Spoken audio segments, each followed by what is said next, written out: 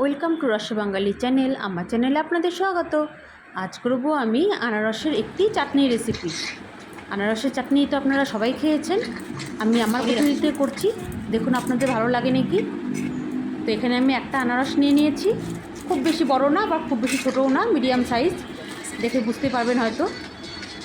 তো প্রথমে ভালো করে ছুলে নিচ্ছি, ছুলে যে আনারসের চোখগুলো থাকে সেই চোখগুলো কেটে নিব।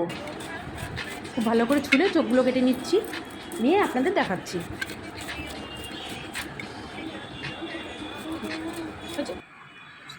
তো ছোলা হয়ে গেছে, খুব ভালো করে কেটেও নিয়েছি। দেখুন একটুও চোখ নেই, এই চোখগুলো কিন্তু থাকলে পেটে ব্যথা করবে, যেভাবেই খান না কেন পেটে গেলে কিন্তু পেটটা ব্যথা করবে, যার জন্য চোখগুলো ভালো করে ফেলে নিতে হবে।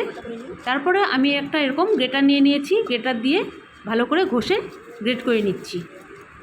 এমনিতেও পাকা আনারস খুব ভালো নরম, খুব ভালো করে গলে যায় একদম সম্পূর্ণ। আমি আনারসটা গ্রেট করে নিয়েছি, খুব বেশি আমার হয়নি, এখানে অল্পই হয়েছে। তো প্রথমে কড়াই বসিয়ে দিলাম গ্যাসে, কড়াই গরম হয়ে গেছিলো, দিয়ে দিলাম তেলটাও গরম হয়ে গেছে। এখন দিয়ে দিচ্ছি সর্ষা ফোড়ন। আমি এখানে কালো সর্ষা সাদা সর্ষা মিলিয়ে রেখেছিলাম, তো সম্পূর্ণটা ওভাবেই দিচ্ছি। আপনারা চাইলে যে কোনো একরকম সর্ষাও দিতে পারেন। দিয়ে দিলাম একটা শুকনো লঙ্কা ছিঁড়ে আর একটা তেজপাতা ছিঁড়ে। তারপরে দিয়ে দিচ্ছি আনারসটা, গ্রেট করে রাখা আনারসটা দিয়ে দিলাম, দিয়ে ভালো করে নাড়াচাড়া করে মিশিয়ে নিচ্ছি তেলের সঙ্গে, ফোড়নের সঙ্গে আর কি। খুব ভালো করে মেশানো হয়ে গেছে।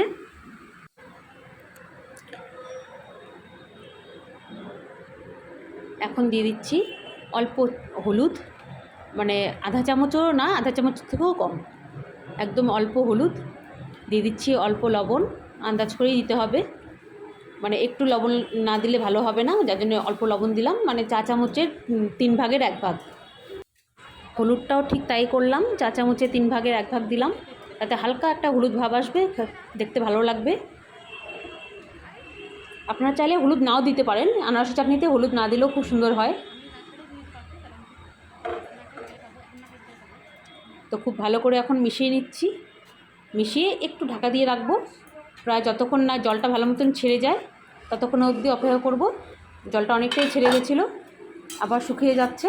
এখন খুব ভালো করে একটু থকথকে ভাব করে নিব, নাড়াচাড়া করে মিশিয়ে নেব, সেদ্ধ হওয়া অবধি অপেক্ষা করে নিয়ে একটু থকথকে ভাব করে নেব।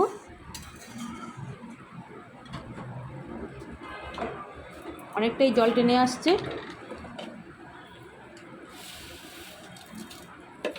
খুব ভালো করে বারে নাড়াচাড়া করে দিতে হবে, আর দিয়ে দিতে হবে আন্দাজ করে চিনি। আমি এখানে 50-এর মতন চিনি দিলাম, 50 গ্রামের মতন, 50 থেকে 75 গ্রাম হবে চিনি দিলাম। এখন খুব ভালো করে নাড়াচাড়া করে মিশিয়ে নিচ্ছি। দেখুন কী সুন্দর কালার হয়েছে, খুব ভালো, খুব লাগবে খেতে। ঠিক এরকম করে দেখবেন, খেতে খুবই সুন্দর হয়। খুব সহজভাবে করে দেখালাম আনারসের চাটনি। এটা কিন্তু বিয়েবাড়িতে বা যে কোনো অনুষ্ঠান বাড়িতে এটা কিন্তু খুব মানে চাটনি হিসাবে এটা কিন্তু খুব ফেমাস একটি চাটনি। এখন দিয়ে দিচ্ছি কিছুটা কাজু আর কিশমিশ, এটা অপশনাল, আপনারা নাও দিতে পারেন, আমার কাছে ছিল আমি দিয়ে দিলাম, দেখতেও ভালো লাগবে, খেতেও ভালো লাগবে। তো খুব ভালো করে নাড়াচাড়া করে মিশিয়ে ঠিক এরকম করে নামালাম, হয়ে গেল আমার আনারসের চাটনি রেসিপি।